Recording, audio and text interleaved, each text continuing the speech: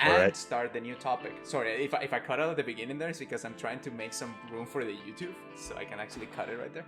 Anyway, the next thing is let's talk about the impressions on the actual gameplay. I know somebody in the chat right now, Otto, is saying that what's the playstyle like? So let's start. Should we start with the hub, or do you want to start with the battle? Yeah, I guess we can start with the hub. So Okay. there's a lot more to do between battles than there typically would be for a Fire Emblem game, which I appreciate. Okay. Because the battles feel like a bit more impactful when you aren't just doing them one after the other. Yes. And I like all the kind of micromanaging stuff that you get to do between them. It really adds to like the sense of you're preparing for a battle, and then when the battle actually happens, it's something that feels like it's been kind of built to, and I enjoy that And it's sort a of bit more cycle. meaningful. Yeah. To be fair, Chat, if you're the kind of person that likes only battles and it's like, I don't want to do that whole persona thing, I don't want to do the waifu, I don't It want to do seems like any of it's that. very easy to skip a lot of this stuff if you don't care for it, which is good. That I think that's the way to do it, for sure. Absolutely. Given the two options, like you get this new stuff to do and activities, but if you're the kind of person that's like, no, give me my real my what is it, turn-based strategy, Yeah. then go right ahead and do it. And even in some of the days of the month, you can go and battle instead of going to the hub. You can get the decision, like do optional battles, which is great. And what about the activities that you unlock so far, like going out fishing, farming? Do you think they are value, or do you think individually they're not super compelling from a gameplay standpoint? From a resource management standpoint, the ones that like consume your resources and picking where to spend your resources, that's a bit more interesting to me. Fishing, is not great. Gardening sort of has a little bit of a strategy to it, I guess, where you can try to plant certain things to get certain yields and stat boosters and stuff, but I haven't gotten too into that yet. I'm kind of curious what you think about the hub, because when you boil right down to it, there's not really any like options for traversal of the hub. There's not really any obstacles that get in your way. You could effectively accomplish all the same stuff just through a menu. That's correct. You spend a lot of time running around. I did find that, especially when I didn't know that there was a second floor to the area, and I was like, oh, I completed everything, but I didn't talk to all the students, and I was like, okay, what's happening here? And I found out that after 2 days that I skipped, it's like, oh, there's actually a second floor that you actually go to. Yeah. I think, I don't know if I'm going crazy, but I think I remember fast traveling at some point. I don't know how to fast do traveling that. is a thing. If you press the R button, you can pick any area you visited in the monastery and warp there. Yeah, I didn't know that was a thing. And I think that would actually helps a bit. Yeah. It does get kind of tiresome doing like some of the quests where you're basically just running from point A to point B, but I think overall I do still prefer having the monastery there because I like the sense of place it gives to the academy. Yes. It feels very Harry Potter. Yeah, like, from like a purely like gameplay standpoint, I can see that it doesn't really add much, but from like an atmosphere standpoint, I think there's something to be said for like the fact that you can actually run around this world. It makes it feel or a at bit least more this lively. small part of it. Yeah, and the fact that you start with a very small section of the cathedral and it kind of grows as your that was level. probably a smart way to do it, because it would be pretty overwhelming if you had access to the whole thing right off the bat. I gotta say that it is kind of overwhelming doing all the activities right after a battle, like after a big battle, a chapter And battle. you don't have to again, but But of course, people like us are going to want to. Yeah, pretty much. I was like, when I saw all the little, it shows you all the little like bubble speeches on top of the little dots on the map to talk to everybody, and that can be overwhelming because it's like, oh my gosh, you gotta talk to. So first of all, you can talk to all the students from all the houses. Then you can talk to the teachers. You can talk to knights. You can talk to members of the church. Yeah. Weird, like or even like side characters. Yeah, the gatekeeper. Everyone loves the gatekeeper. The gatekeeper is great. I love him. I actually like him a lot.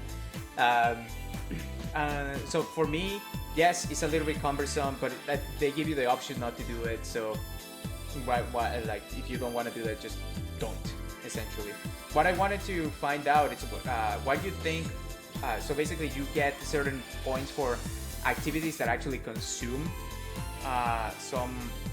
I don't even know what it's called. It's a point system that you can only do a certain number of them in a day. Yeah, and that'll gradually go up as your professor level increases. Mm-hmm. And most of them revolve around talking to professors and getting their knowledge. There's a lot of them when it comes to eating with other faculty members or students. Or there's tournaments you can do that involve pitting one of your students against a series of opponents. There's the choir practice. Fire Emblems, right? Because I remember doing something like that. The Colosseum and stuff like that have been around a fair bit. Mm-hmm. This is a little bit of a different take on it, but it's pretty similar to what we've seen in previous games. Okay. Just wanted to make sure because I had a feeling that I'd done that before. What about the normal interactions with you can find lost items? You can do quests to get gifts, which essentially just increases your support level with certain characters. Yeah. How do you feel about like the lost items? The lost items get a bit overwhelming, a bit fast for me. I'm not a huge fan of those. In terms of the side content, and you don't really have access to these yet, but I think far and away the best bit of side content are the paralogs, which are battle maps that you can choose to do on your days off. And it's basically like a little mini story for a certain character or a pair of characters. So, for example, I had one for Lorenz where his father ordered him to go take care of this rebelling noble. So, take care of it himself. What a lazy father. And then I had one for Raphael and Ignatz, where basically they wanted to. These merchants were being attacked on this road, and they wanted to put a stop to that because Raphael's parents sort of were killed by a monster in a similar way. Maybe that has to do with maybe that's why he gets so big, to make sure that he can protect people, you know. Maybe that's part of it, it's like you'll find out eventually. Yeah, we'll find out. Again, that's just speculation on my part, Chad. I don't even know. But yeah, my favorite map in the game actually so far was the Lorenz map, because I like maps that sort of have a lot of going on, like a lot of side objectives and stuff. So this map was a defense map where the main goal was to prevent any enemies from reaching this certain space within a castle that you were defending. Okay. But at the same time, you were able to end the battle early if you went and killed the commander, who was on the other side of the map. And to like so you're at the top of the map, the commander's at the bottom. Then to the far left and the far right are two thieves with special items that you get if you kill them. And they're trying to run to where the commander is to escape the map. And you have to, if you want their items, you have to kill them before they reach it. So there's a lot to keep track of in this map, and I really enjoyed it. Kind of splitting off my units to do all these different tasks. Got to send people after the thieves. Got to make sure that some Pegasus Knight doesn't just fly up directly into the space I'm guarding. Oh, okay. That's good. Can I just interject one little thing? Yeah. The red line that shows what the opponent is going to attack next is a marvelous addition to this freaking it's video really game. good. It's so good. Okay, I know that's probably for people that are less tactic oriented or like they're not as good at this type of game. Yeah, well, in a way, like you've always been able to kind of figure out this stuff if you understand the AI, but it's just it was such a pain to ever try and do anything like that in previous games, and now it's just so much easier. It's so much easier because before I had to go in and hover over the enemies, each one of them, to make sure that they cannot attack the square that I wanted to land at. And it was a little bit painful because sometimes I screwed up and it just destroys me, and they're going 25 or up to an hour of battle time because again I'm playing in classic and I don't want any of my students to die, which is a bit of a a conundrum that I have, because on one side I want to play on classic because I want to feel like I'm a gamer.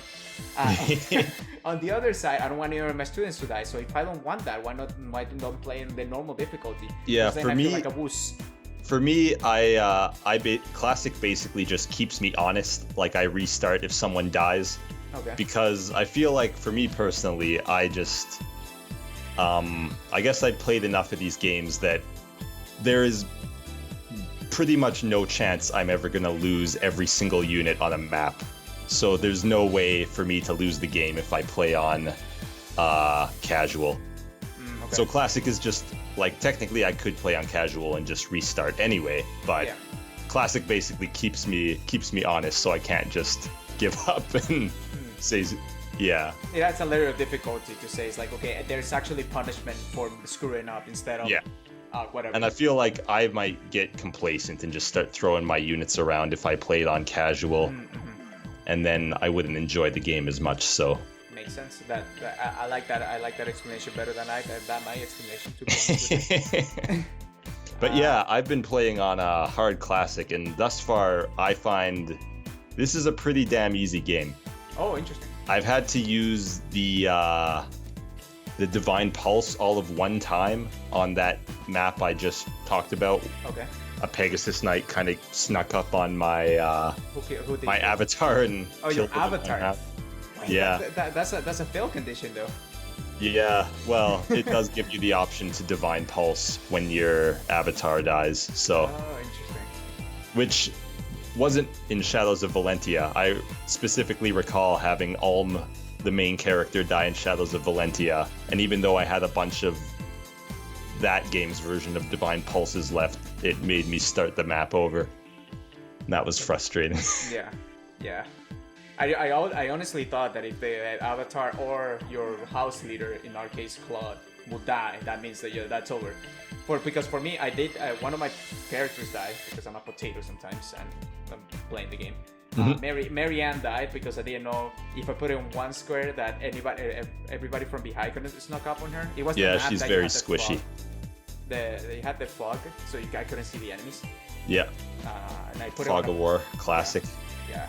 I put it on a forest, being very stupid. And the forest is where the enemies were. So. But no, so far, I've been having a blast. The battle system is not as confusing. It's very more streamlined for new people to actually get into. Yeah, there's not as many like little numbers as there was in something like Fates, where you got like, oh, if you're next to this unit, then they can also attack, but they'll only do half as much damage. Or if you pair up units, then you can block and attack every so often. I do find that this game has that complexity, but it just like builds it up slowly. Like you don't get battalions right away. Even the weapon triangle, they took it out, but once you have a high enough rank in swords, axes, or lances, you'll get a skill. Okay. So like a skill that makes your swords good against axes, or a skill that makes your lance good against swords. So it is still there. It just doesn't come up immediately. Yeah, and what do you? Speaking of which, you mentioned the battalions. What do you think of the? That's a new mechanic, right? Yeah, I haven't got into them too much. So all my characters have a battalion because at their base they just get like a stat increase, which is always going to be helpful. Okay. The other big feature of battalions though is the gambit system, where it's basically like a special move they can use that locks units in place. And I haven't been using that too much. I've just been getting very annoyed whenever an enemy does it to me and I get hit with it. Especially if you have somebody behind. Like if you have somebody behind, they can actually get like 3 in a row. They'll hit a few of them. No, I really like it. So the gameplay side I like because it gives you a special. No, I do think battalions are a good system. The one issue I've run into is when I started getting flying units can only be matched with flying battalions, which are like C rank battalions. So if your character still has an E rank in authority, they're out of luck. They can't have any battalions. Well, you gotta rank that authority. You gotta teach them how to be a leader. Yeah. What about crests? And crests? The combat arts as well. Their crests, I'm not huge on crests, kind of because they're just like random so you can't really anticipate them or plan around them or anything like that. They don't like break the game for me because they're still fairly minor. They're sort of like crits in a way, just extra crits. Yeah. So I think I like them more from a story perspective than a gameplay perspective, but they don't like hurt the gameplay at all for me. Okay. I'm fine with being there. I like the crest. I think it just adds a little bit more value to some of the units. Yeah. Especially because it just makes them stand out since not all of them have them. Diversify them a bit more. Exactly. Battalions, you can potentially just buy battalions for each one of your units. Yeah. If you don't have them already, so that's at least for crest. It's like, okay, they made the unit stand out, and I like the combat arts because they add a little bit more complexity. Yeah. Like a little bit more, what's it called, risk reward kind of thing. Yeah. In a little bit, because it gives a bit more choice to like, oh, if I'm attacking this guy, not only do I have to pick like what weapon I'm going to use, I also have to pick whether or not I want to use a combat art. And I think more options like that help expand the depth of the game. Absolutely. And it's also neat because certain characters will get certain like unique combat arts. Like I think I might have told you this, but I decided in a fit of lunacy to make Marianne a sword user. Yeah, I don't know why you were thinking that way, but she actually got a unique combat art that it's a sword attack that adds her resistance to the attack, which is her best stat. Yeah, so that actually does a lot of damage. Wow, okay. Who knew that Marianne, such a shy girl, had it in her? Yeah, and I like stuff like that. They sort of have these budding talents, a lot of the characters, that will give them certain skills if they focus on them. Yeah. Speaking of switching classes right there. Yeah. I really like the ability to make any student whatever we want, like even the roles, and being able to just say, do, what's it called? You want to be a sword fighter, but I want you to be something else. And it makes it a little more customizable from a player's point of view instead of just like following through a bunch of objectives, you know? Yeah, I really like that as well. I'm sort of reaching the point with the class system where I'm starting to maybe see some of the holes in it. I think that the class system in concept is very good. Okay. The one issue that you sort of run into is just the sort of classes that you have access to themselves. Maybe could have used a bit more expansion or a few extra classes, because for one example, one of the like highest tier classes in the game you can get is a like magic knight. So you need lances, you need magic, and you need riding. So up until that point, there is no class that can, because when you're mounted, you can't use magic, because the only mounted classes are spear classes, and they don't let you use magic. And good to know. I didn't know that part. I was thinking of making a riding mage. So thank you for that. So I've had to like be constantly switching Lorenz between a mage and a cavalier to train both his magic and riding, because there isn't a class until the very last tier where you can actually do both of them at the same time. Oh, I see. And then I haven't run into necessarily these issues, but some people have brought up, like, for example, Hilda is a really good axe unit, but when you get higher up the class tree, the axe classes become male only. No way. So, is that a thing? Yeah, if you didn't make her like an armor knight instead, she's sort of can't progress any further. Okay, I don't like that restriction right there. Yeah, that's gender-locked classes are a weird thing that they brought back after explicitly getting rid of them in Fates. So that feels like a little bit of a step back. Luckily, it's not too many classes, but the fact that there are any at all just sort of rubs me the wrong way. See, I didn't know that. I didn't get far enough to know about this sort of stuff. So now, I was going Hilda. I was going full axe. But if she and she can still use an axe. You just have to do it as an armor knight, not a like barbarian type. Oh, why not? Okay, yeah, I'm getting upset right now. That makes me sad. I didn't know that was a thing. but overall, the fact that I can make, for example, I'm making Ignis, which is this little boy with glasses, the normal and very studious. Yeah, kind of doormat, boy. doormat character. Yeah, I'm making an absolute unit, chat. Like absolute. Like I'm making it. You can make him an arm. If you see how much armor you can add to one of the characters, Yeah. it's absolutely hilarious to put that little boy into a unit. I'm gonna make him Captain America. That's I'm what very planning. tempted to do like a run, maybe on normal difficulty or something, where I just make everyone punching units, and I just win a war with punches? with With fists. fist. And you can also have the option to just like not even use a weapon, just do like unarmed attacks, Okay. and I just it becomes Dragon Ball. Just all these people beating this army of like trained soldiers with their bare hands. Yeah. It's wonderful. No, just seeing him wield the steel gauntlets is just hilarious. Yeah. Just that. I really like there's a few things. So in order to sort of differentiate weapons more, so a lot of it comes down to combat arts now, because the weapon triangle isn't immediately apparent. So I do like that. I really like what they've done with bows, where they have Okay. in the like higher level archer classes have 3 range maximum, so they can outshoot other like ranged weapons. And they'll also get like close counter, which lets them, if they get attacked at 1 range, they can still counter attack.